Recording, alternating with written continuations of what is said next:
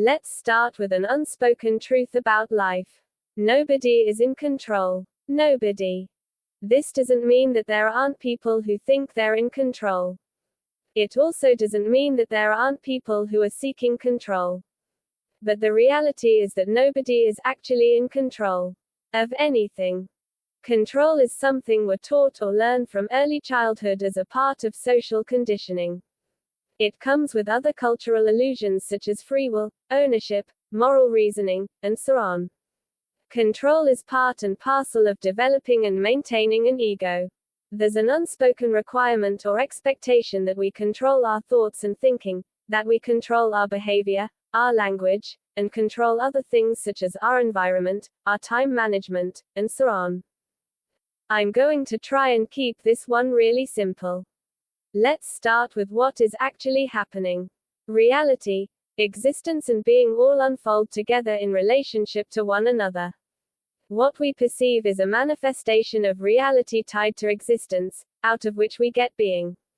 We only ever perceive reality as the context to existence. This is what is unfolding in the present moment, the here and now. Now the reality of the universe, nature, and even society is everything is happening everywhere all the time in so many different ways. Basic reality, in the present moment has 3 dimensions. Living existence has 5 dimensions when you include time and spirit or metaphysics. The human focus of conscious attention, on which the ego is based, is limited to the 5 dimensions of living existence, but can only handle 1, 2 at best 3 variables at the same time.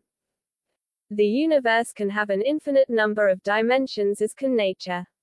50 dimensions is possible, as is 5,000 dimensions. Nowhere is it written that you, the human being, with the neural network of a primate ape, can ever get close to completely understanding the sheer complexity of nature or the universe. So what exactly do you have any control over? But see, control is an interesting concept. The need for control is somewhat natural and arises out of fear. The focus of conscious attention, on which the ego is based, is a natural threat detection system. So we get into domination culture. Domination culture is a fairly typical primate trait.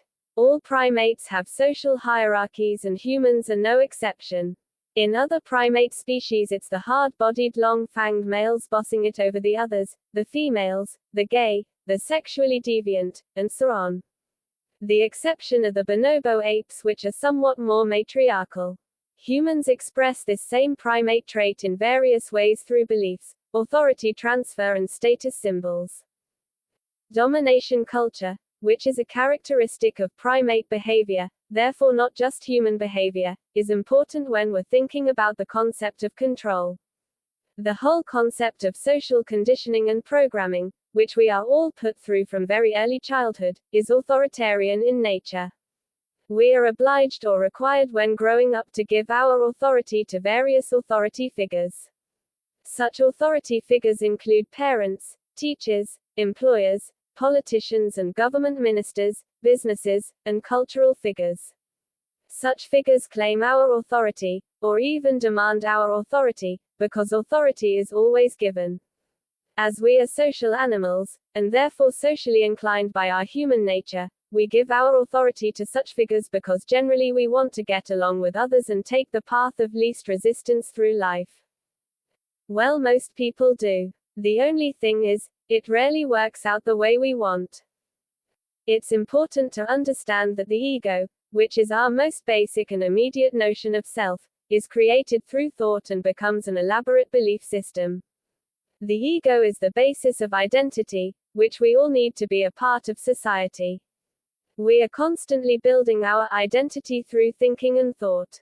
We build our identities through experiences, memories, our personal styles, our beliefs, our personal possessions, various places such as our homes, and so on.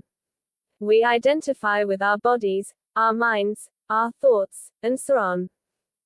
So to understand what's going on here we need to look into the nature of thought. Thought is essentially energy we project into the mind, which is space. However, the energy of thought and thinking, which is an activity, is something we infuse with images, imagery and language, so also symbols. This is a process which we can call conception, because we create concepts from our perception and translate everything into concepts, myths, ideas and beliefs. It's important to understand that while our ego is based on an image and identity where we literally identify with an image, our thinking is generally based on a principle.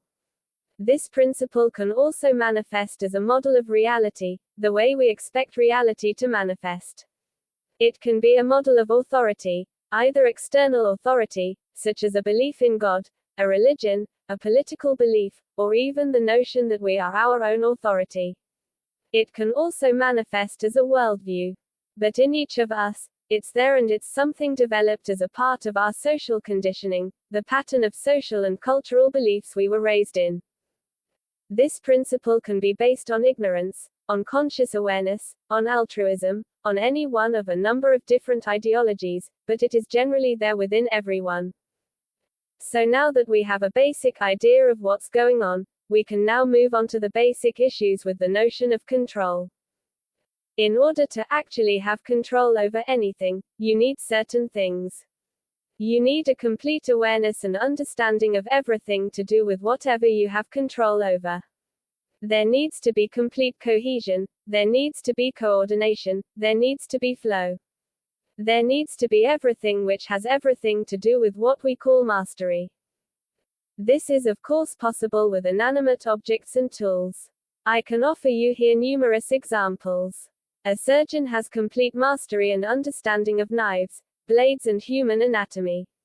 An artist or painter has complete mastery over brushes, canvases, and paints. A photographer has complete mastery over a camera. A footballer has complete mastery over a football. A cook has complete mastery over knives, kitchen utensils and food. I'm assuming here that you get the picture. But once you go beyond inanimate objects, this is when you start running into problems. The natural order of things is that reality, existence and being all unfold together in relationship. In order to be able to properly perceive these unfolding patterns, one needs to be centered in being, which means being centered in one's senses, felt sense of immediate experience, and sensory perception. These unfolding patterns are recorded into memory through sensory perception. But when you're centered on your ego, which is based on your narrow focus of conscious attention, you're centered on your memory and its extension, imagination. Memory and imagination are not the same as sense, sensory perception or the felt sense of immediate experience. So you're centered on your narrower focus of conscious attention, and not in your wider conscious awareness. So you confuse perception with conception, and your conscious perception becomes distorted. You leave yourself wide open to deception and self-deception. You're cutting short the perception process, and starting the conception process prematurely. So instead of perceiving reality and existence as it's unfolded into memory, you end up comparing what's going on with your internal principle and pre-existing model of reality, which was formed even further back in the past. Your notion of control, and being in control, is based on your internal principle and not what has actually happened. Therefore, the notion of control is a complete reversal of the unfolding nature of reality, existence and being. You are not reality, you are being, which is a manifestation of existence. In terms of human perception, reality is just the context for what exists. In other words, reality is what makes existence real. If there was no existence, there would be no reality. But there would also not be any such thing as being. This is what makes the notion of control an illusion. The illusion comes from the reversal of the natural order of being. Please keep in mind that you can only exist as a human being if the human species exists as a whole. In other words, you can only be you if other people are who they are. You can only experience life as a human being if you are a human being and you're alive. You can only experience relationship and connection if there is someone else who is not you.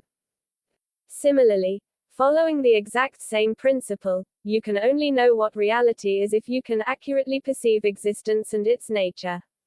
If you're walking around constantly making assumptions that your internal model of reality is the only model of reality in existence, then you're going to constantly misunderstand and run into conflicts with other people. The notion or assumption that you are somehow in control is great for the ego. You have a fixed mental image and reference point you can refer back to time and time again to compare everything you're perceiving with. You can see it as a kind of mental shortcut. But this comes with a long laundry list of downsides. The first major downside is that your entire mental architecture is designed to work in a dynamic relationship. What I mean by mental architecture is everything from the sensory nervous system to the mind. This includes your felt sense of immediate experience, memory, imagination and, buried beneath layers of social conditioning and imprinting, your extrasensory perception. This means your mental architecture is designed to be fluid, to work within a dynamic relationship with cohesion and flow. Whilst conception and the ability to use language and imagery, and create myths and concepts is an incredibly useful skill set, we are not biologically or psychologically designed by nature to base our entire thinking on concepts and fixed mental images. This conceptualization kind of held us back in the hunter-gatherer stage of human development. Lacking the refined mental architecture of carnivore hunters, we had to rely on eating hallucinogenic mushrooms and fungi to develop the mental sharpness to be able to hunt. Today, even when in relationship to our carnivore household pets, cats and dogs, our perception is limited and our focus on control, training actually inhibits the connection and bond we share with our pets. Neither cats and dogs have egos, so they cannot make sense of our concepts. Canine social relationships are different from primate social relationships, and this means developing the connection and bond with your pet is more important than any training you feel is necessary to enable your cat or dog to live in your home. There's also another couple of downsides that's worth talking about here. The first here is the distortion of perspective which comes from your attachment to your illusion of control. The moment you switch your focus of attention to a fixed image or concept, you get caught up into separateness. You bypass sense and start from memory, so you replace perception with conception. This creates separateness between you and your environment, and also you and other, as in another person or other people. Instead of letting reality manifest through sense and the mind, letting a sensation passing through your felt sense of immediate experience and from that recording into memory, you're starting from memory and imagination. Memory and imagination is one and the same thing, but sense and memory are two completely different things. You're trying to mitigate fear with desire, as in the need or desire of control. It doesn't work because thought is based on fear and desire together. So the more you desire control, or feel the need to control, the more you exacerbate the fear which motivates the desire. It's a mental trap, a vicious circle, and the more control you seek, the more you develop the fear of not being in control. As thought is based on energy, manifesting as fear and desire, it escalates, and so you cycle through towards becoming a control freak and paranoia. This brings us to the second issue, which is stress, tension, anxiety, and reactivity.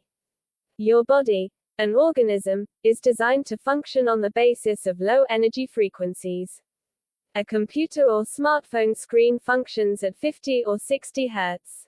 The human brain is designed to function at just 6 or 8 Hz. You are not biologically designed to function in conditions of constant or prolonged stress. It's important here to understand that your physical body is designed to function on the basis of an energy vibration. When you center yourself on the ego and get into separateness, you raise the base energy frequency of your entire organism. When your base energy frequencies are higher, the wavelengths of your thought processes become shorter, and if you're trying to control something or someone that's not you, you become less responsive and more reactive. If you are trying to live with thought attachments such as ego and the notion of control, you stop being energy efficient. Now most people only think of energy efficiency when it comes to light bulbs and appliances, but it also applies to human beings. We live in an environment which is 95% based on energy and physical existence. In guiding people back to mindfulness for over the past 2 decades, I always stress the importance of energy efficiency and simplicity of living. This is very important. If you're not energy efficient, you can disrupt your circadian rhythm and sleeping patterns. Thought attachments create stress and tension, and this can impact on your physical and mental health. This is important. Your brain makes up around 3% of your body mass but uses up 25 to 30% of your energy resources. But I also want to get into something else which has to do with the distortion of individual conscious perspective. This need for control carries with it social and political consequences. Now you might have noticed that social conditioning models are generally conservative, deeply embedded in capitalism, moral reasoning, and are therefore politically right-wing. Please keep in mind that here, I am being apolitical. I deal with metaphysics, not politics. The reason why you have been conditioned to seek or need control, or indeed have control, is because you have been conditioned to believe that order comes from structure and that there is a social hierarchy. You have been conditioned to fear a lack of structure, so you associate order with structure, with logic, with rational, linear thinking. So you go through life developing internal models of structures and mental checkboxes. So you develop a worldview of all these structures, checkboxes, and hierarchies. You judge everyone over how well they fit in your mental checkboxes and structures. This is all developed through thinking and is based on your own life experience. The people who fit within your mental checkboxes and structures are fine. But you're not okay with people who live outside these checkboxes. This creates and reinforces not just separateness but also social and cultural differences. These become social divisions. However, the reality is that your environment and society is not structured at all. It's chaotic. Society functions on the basis of flow and cohesion, not on structure, not on mental checkboxes. Furthermore, problems do not have solutions, simply because there is no closure. Life is not a problem to be solved. It's an experience of an environment, and nothing more than this. This creates an additional problem. Your belief in order through structure, and not order through relationship, is what is creating the disorder in your personal life. You think you are in control, but generally your control has got nothing to do with you at all, because you are dependent on organizations. Your money comes from a bank. You work for an organization. You support a political party. You get your resources from another organization or a business. You are not in control. You are dependent. It's the exact same situation if you describe yourself as left-wing.